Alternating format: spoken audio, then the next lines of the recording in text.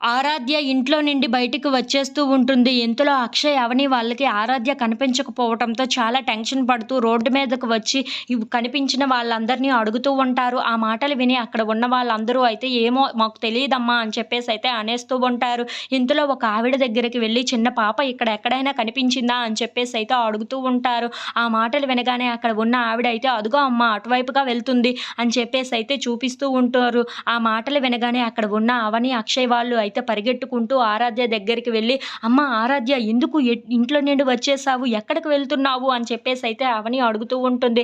ఆ మాటలు వినగానే అక్కడ ఉన్న ఆరాధ్య అయితే ఏమీ మాట్లాడకుండా మౌనంగా చూస్తూ ఉండిపోతుంది. ఇంతలో అక్కడ ఉన్న అక్షయ్ మాత్రం "ఏంటమ్మా ఆరాధ్య, ఎందుకు ఇంట్లో నుండి బయటకు వచ్చేసావు? అసలు ఎందుకు, ఎటు వెళ్తున్నావు నువ్వు?" అని చెప్పేసైతే అడుగుతూ ఉంటాడు. ఆ మాటలు వినగానే అక్కడ ఉన్న ఆరాధ్య అయితే "ఎందుకు వచ్చేసానా?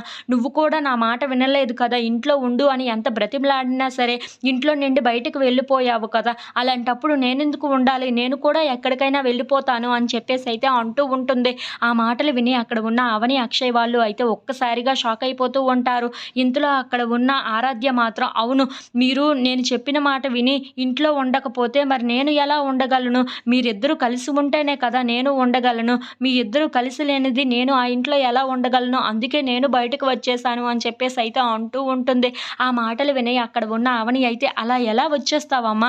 నీకోసం మేము ఎంత టెన్షన్ పడ్డామో తెలుసా? ఎంత బాధపడ్డామో తెలుసా? నువ్వు ఎక్కడికి వెళ్ళిపోయావోనని" అని చెప్పేసైతే అంటూ ఉంటుంది.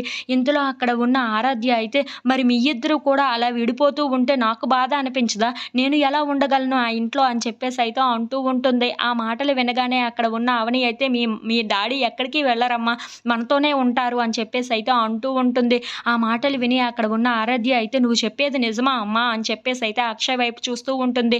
ఇంతలో అక్కడ ఉన్న అక్షయ్ అయితే "అవును, నేను ఎక్కడికి వెళ్ళను, ఇక్కడే ఉంటాను" అని చెప్పేసైతే అంటూ ఆరాధ్యాన్ని తీసుకొని వెళ్తూ